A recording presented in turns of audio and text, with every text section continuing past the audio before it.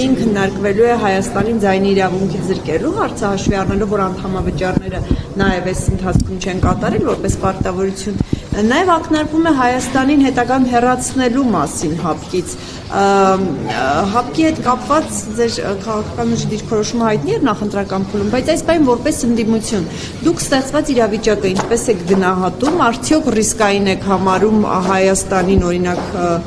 հեռացնելու հեռանկարը եւ կարծում եք, որ Հայաստանը պետք է չնայած նրան, որ այդպես էլ ՀԱՊԿ-ից չստացավ այն գնահատականները, որ ակնկալում էր հատկապես սեպտեմբերյան հարձակման փուլից հետո, չնայած այս իրավիճակին, դուք կարծում եք, որ Հայաստանը պետք է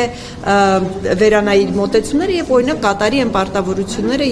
որոնք ունի այդ կազմակերպության շրջանակում։ Հայաստանի իշխանությունները ՀԱՊԿ-ի հետ հարաբերություններում ցուցաբերել են միշտ տարօրինակ եւ հակասական պահվածք եւ վարքագիծ, որը դրսևորվել է դեռևս այն պահին, երբ որ ձերբակալվեց Հայաստանում ՀԱՊԿ-ի գլխավոր քարտուղար Յուրի Խաչատուրովը։ Յուրի Խաչատուրովը ՀԱՊԿ-ի բոլոր պետությունների ղեկավարների կողմից ընտրված պաշտոնյա էր եւ ուներ դիվանագիտական անձեռնմխելիություն ՀԱՊԿ-ի ողջ տարածքում, այդ թվում Հայաստանի տարածքում։ Հետևաբար առանց այդ պետությունների ղեկավարների հետ որոշակի քննարկումների կամ համաձայնեցման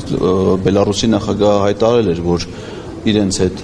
Խաչատուրովի ձերբակալության հետ կապված որևէ հարց չի քննարկվել Հայաստանի իշխանությունների կողմից, դա արդեն իսկ ծանր հարված էր ՀԱՊԿ-ի հեղինակությանը եւ Հայաստանի այդ կազմակերպության դիրքավորմանը։ Դրանից հետո, երբ որ Խաչատուրովը պաշտոնանկ արվեց, այսինքն Հայաստանը հետ կանչեց, եթե հիշում եք, ՀԱՊԿ-ում կար պայմանավորվածություն, որ այբենական կարգով գլխավոր քարտուղարի պաշտոնը պետքա փոխանցվի հաջորդ երկրին։ Այդ հաջորդ երկիրն էր Բելարուսը։ Բելարուսը առաջադրել էր Ստանիսլավ Զասի թեկնածությունը եւ Հայաստանը շուրջ մոտ 8 ամիս արգելափակեց Ստանիսլավ Զասի ընտրվելը ՀԱՊԿ-ում։ ՀԱՊԿ-ը մի կազմակերպություն է, որտեղ բոլոր որոշումները կայացվում են կոնսենսուսով, այսինքն մի երկիր եթե որոշմանը կայացմանը խափանում, այդ որոշումը չի կայացվում։ Այսինքն Հայաստանի պատճառով կազմակերպությունը տևական ժամանակ զրկված է եղել լիարժեք արդյունավետ կառավարման հնարավորությունից։ Հետո էլ այդ նույն Ստանիսլավ Զասին Փաշինյանը ոչ միայն ընտրեց, այլ էլ առաքելության ավարտին էլ 22 թվին ինքը անձամբ մեդալով պարգևատրեց։ Իսկ եթե վերադառնանք մեր թվերը արդեն երբ որ Հայաստանը դիմել էր, այդ ժամանակ ՀԱՊԿ լիարժեք գործում էր եւ պատշաճ արձագանք չտվեց։ Հայաստանը այդ ժամանակ ՀԱՊԿ-ին չի դիմել, Հայաստանը դիմել է, կներեք, անվտանգության խորհուրդը հաստատել է, որ 4 հոդվածի համաձայն, որը նախատեսում է երբ որ ադրբեջանցիներն 22 սեպտեմբերից հետո Հայաստան եւ ՀԱՊԿ-ի պատմության մեջ Հայաստանը ՀԱՊԿ-ին դիմել է ընդամենը մեկ անգամ, դա եղել է 2022 թվականի սեպտեմբերի 13-ին ադրբեջանական ագրեսիայի ժամանակ։ Ես ուզում եմ ձեզ հիշեցնել, որ այդ ժամանակ ՀԱՊԿ-ը նախագահող երկիրն էր Հայաստան։ Այսինքն Հայաստանը, որ դիմել էր ՀԱՊԿ-ին,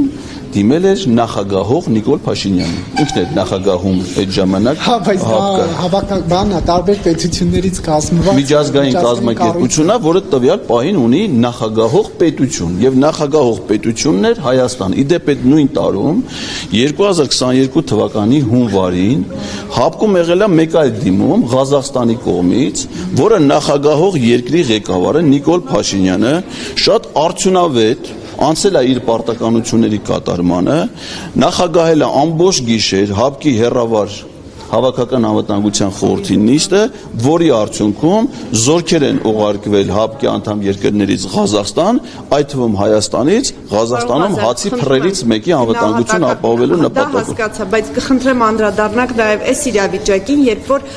Հայաստանից ակնկալում են պարտավորությունների կատարում, երբ Հայաստանն է դժգոհ ՀԱՊԿ-ի կոնկրետ լիազորությունների շրջանակում գործելու այդ հեռանկարից։ Այսինքն դուք հիմա կարծում եք, որ Հայաստանը պետք է կատարի իր պարտավորությունները որպես ՀԱՊԿ անդամ, դե յուրե անդամ, թե կարծում եք, որ պետք է դուրս գալու որոշում կայացնել, որպես ընդդիմություն։ ՀԱՊԿ-ին դիմելուց հետո Նիկոլ Փաշինյանը հայտարարեց, որ հրավիրվել է իր դիմումից անմիջապես հետո Հավաքական անվտանգության խորհրդի հեռավար նիստ, որը ինքն է նախագահ է։ Եվ ինքը գոհունակություն էր հայտնել այդ նիստում, ինչեք Փաշինյանի գործողությունները հետ չէ ծիծաղում, ծիծաղել է, բայց ողբերգություն։ Բանը Նա գոհունակություն էր հայտնի հավաքական անվտանգության խորհրդի նիստից, որից անմիջապես հետո հաջորդ օրը Հայաստանը ժամանել հավաքական անվտանգության խորհրդի զինված ուժերի շտաբի ղեկավարը,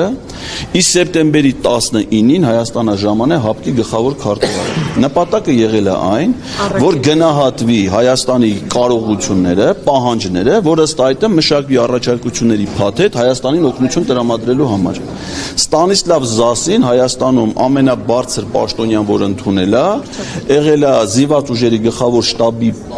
պետը, պաշտպանության նախարարը չի ընդունել, արտաքին գործերի նախարարը չի ընդունել, վարչապետը չի ընդունել։ Պատերազմից հետո։ Այո, սեպտեմբերի 19-ի Ստանիսլավ Զասի այցից հետո։ Վերադառնանք նաև իմ հարցին, խնդրում։ Հիմա ասում եմ,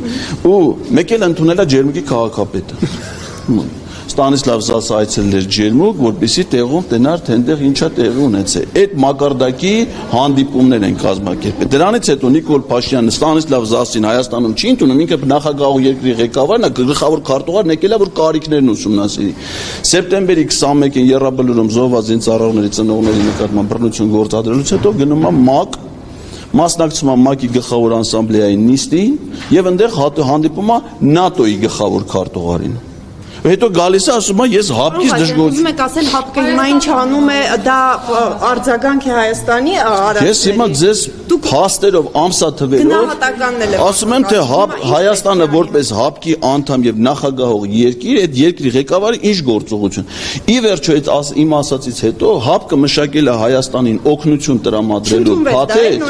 որը ուներ 3 բաղադրիչ՝ դիվանագիտական աջակցություն, ռազմատեխնիկական աջակցություն եւ դիտորդական առաքելություն։ Հիմա ներեցեք։ ՀԱՊԿ-ը նաև Հայաստանն է, չէ՞։ Այսինքն ՀԱՊԿ-ը ոնց պիտի ճանաչի Հայաստանի սահմանները, եթե Հայաստանը ինքը պիտի իմանա, չէ՞ իր սահման։ Հիմա ենթադրենք Ուկրաինայի եւ Բելարուսի մեջ ակնհայտ որոշակի լարվածություն կա, սահմանակից պետություններ են։ Հիմա եթե Ուկրաինան հարձակվի Բելարուսի վրա կամ ռազմական վեճ լինի, Բելարուսը իրավունք ունի դիմի ՀԱՊԿ-ին, ճիշտ է։ Հիմա ՀԱՊԿ-ին օգնություն տրամադրելու համար Լուկաշենկոն Փաշինյանից պիտի հարցնի, թե իր երկրի սահմանները որտեղ են ունեցել։ Հայաստանը չէր նշել, որ նա իր սահմանը, դրա ՀԱՊԿ-ը դժվարանում էր։ Բայց ինքը պիտի, այդ որ ասում եք ՀԱՊԿ-ը նաև Հայաստանն է։ Անդամագրվել կասեք։ Այո, անկախության հռչակագրում։ Չէ, բայց ինչ սահմաններ։ ՀԱՊԿ-ի կանոնադրության նախաբանը որ նայեք ասում է անկախ պետությունները, որոնք գործում են իրենց հռչակագրերով, ստեղծում են այս կազմակերպությունը Հայաստան։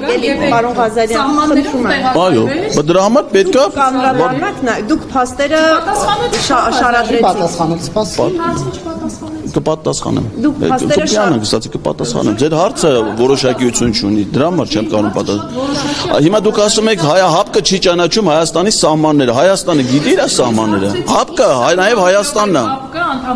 Հայաստանը անդամագրվել ՀԱՊԿ-ին։ Դուք տվեցիք պատասխան։ Ասեցի, անկախության հռչակագրով։ Գար այն սահմաններով, որ սահմաններով անդամագրվել է ՀԱՊԿ-ին։ Եվ այդ սահմանների հետ կապված, խախտման հետ կապված, այդ սահմանների նկատմամբ ագրեսիայի հետ կապված դիմումի դեպքում եւ տեղակայել այդ սահմանը։ Այո, հիմա դրա համար գլխավոր շտաբի պետը ՀԱՊԿ-ի եկել էր Հայաստան, որպեսզի Հայաստանի զինված ուժերի գլխավոր շտաբ դուք վիճում եք, հարց չեք տալու։ Դուք